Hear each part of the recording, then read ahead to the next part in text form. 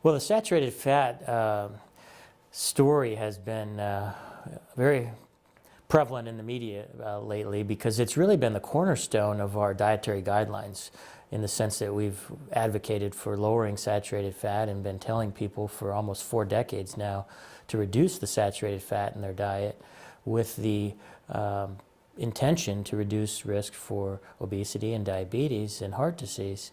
However, recent evidence has clearly indicated that there's no association between dietary saturated fat and risk for heart disease or diabetes. And so we're rethinking this whole paradigm around saturated fat, and we've done some of the seminal work in our laboratory that has linked the effects of saturated fat to the amount of carbohydrate in your diet. And what's really important to understand is it's not so much the dietary saturated fat that we need to be concerned with. It's whether or not you're accumulating saturated fat in your body, in your membranes, and in your arteries. Because if you do, that is associated with risk for heart disease. And it turns out dietary saturated fat has little to do with how much saturated fat we store. It's actually the carbohydrate in our diet that's contributing to synthesis of saturated fat in the body, as well as storage and accumulation of saturated fat. So if you overconsume carbs, then you put your body into a metabolic state where you're more likely to store the saturated fat. So it's really a story more about carbohydrate than it is about saturated fat in the diet.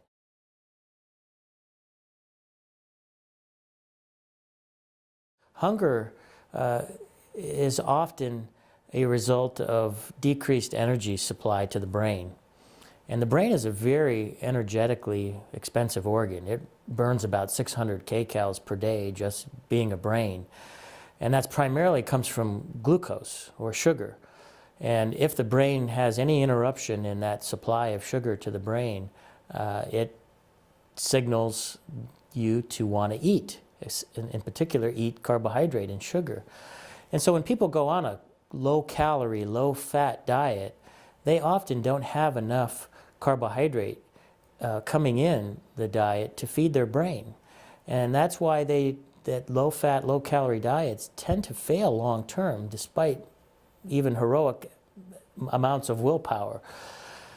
An alternative approach is if you restrict calories but also restrict carbohydrate, the brain can adapt to using molecules called ketones, which accumulate on a low carbohydrate, low calorie diet.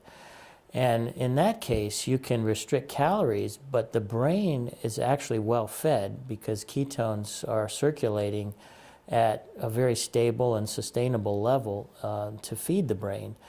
So for many people, restricting calories is better achieved by restricting carbohydrates rather than restricting fat, because it feeds the brain. The term that I prefer to use is a well-formulated low-carbohydrate diet, as opposed to, in practice, what amounts to a casual approach to restricting carbohydrates.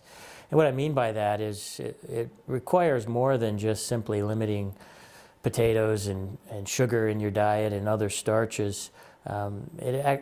Actually, you need to understand how to manipulate the fat quality, the protein level in the diet, as well as paying attention to minerals and vitamins in terms of optimizing those nutrients as well. And so a whole science behind how to go about formulating a low carbohydrate diet so that it optimizes health, and most important, that it's sustainable long term.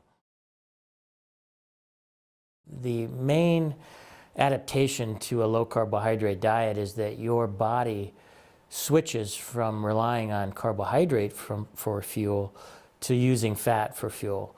And that has a lot of advantages associated with it. You sort of relieve yourself from this dependency on carbohydrate and instead train your cells in your body to use your own body fat for fuel and to also burn fat that you're eating.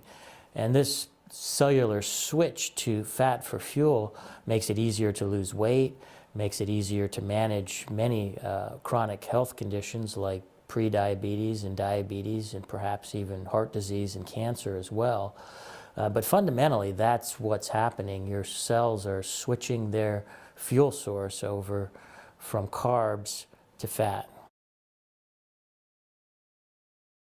For the last 40 years, we've been telling athletes that you need to consume high carbohydrate diets and carbohydrate load before events in order to optimize performance. And interestingly, we're rethinking that entire paradigm now too, because a wide range of athletes are switching from a high carbohydrate diet, essentially abandoning the carbohydrate loading approach, and instead adopting a very low carbohydrate, high fat, moderate protein diet. And these athletes are not just finishing races. In many cases, they're actually winning, and in some cases setting course records. So in some ways, we're almost rewriting textbooks in terms of what we're learning about fuel metabolism in high-level athletes and what their capabilities can be if they adapt to a low-carbohydrate diet. For individuals interested in adopting a low-carbohydrate lifestyle, there is wide variability between people in how they respond to a low-carbohydrate diet and what level of carbohydrate restriction would be appropriate for them.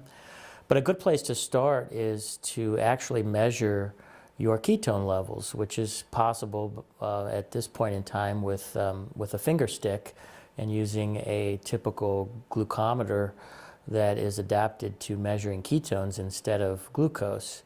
And so you have an immediate result, if you will, in terms of how your body's responding to the current level of carbohydrate you're consuming. On average, for most people, to be in a state of ketosis requires consuming less than approximately 50 grams per day. But if you're relatively healthy and exercising, that number may be closer to 70 or 80 grams per day. If you happen to be a type 2 diabetic or someone who's profoundly insulin resistant, that number may be lower at 35 or even 30 grams per day. So there's no real way to know unless you actually measure the result, and that gives you some feedback in order to adjust your carbohydrate intake.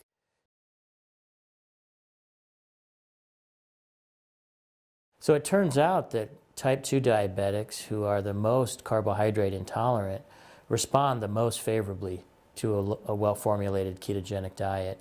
And it doesn't just prevent the disease. In many existing type 2 diabetics, you can put their disease into remission. I don't like to use the term cure because you may not have cured their insulin resistance, but by measuring any signs or symptoms of diabetes, they would essentially not have the disease. So it's a very, very powerful tool for managing and even reversing type 2 diabetes.